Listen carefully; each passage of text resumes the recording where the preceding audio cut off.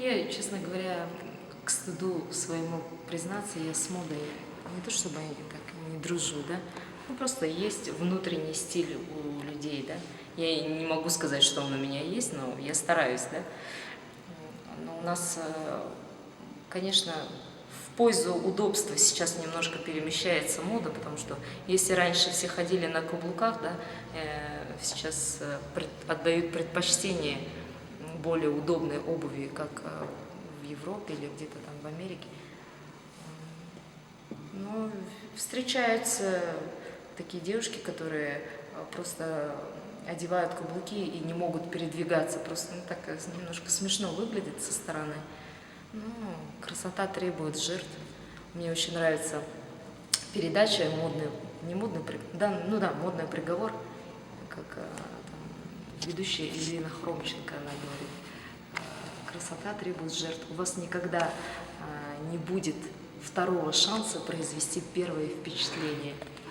Я почему-то так запомнила эту фразу, мне она очень понравилась. Но действительно это так. Поэтому... А вы сами где одежду берете? Везде. Случайно, ну, я как бы специально даже, у меня получается, что я не специально иду в магазин, а случайно захожу и что-то покупаю. Ну, так.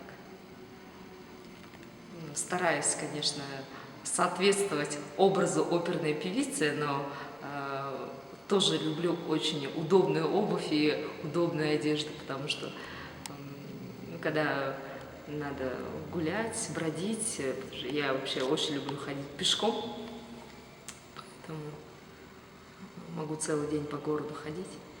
И на каблуках, конечно, особо не расходишься.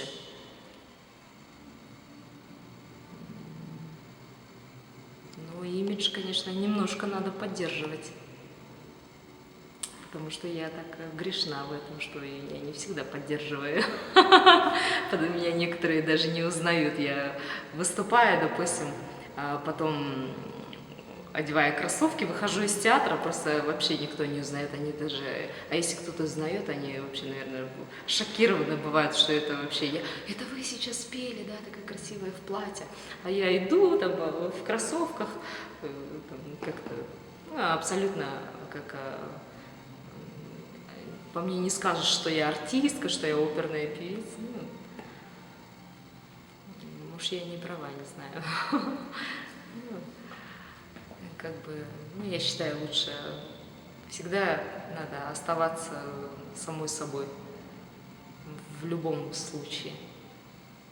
Потому что встречают по одежке, а провожают по уму тоже, да? Есть пословица.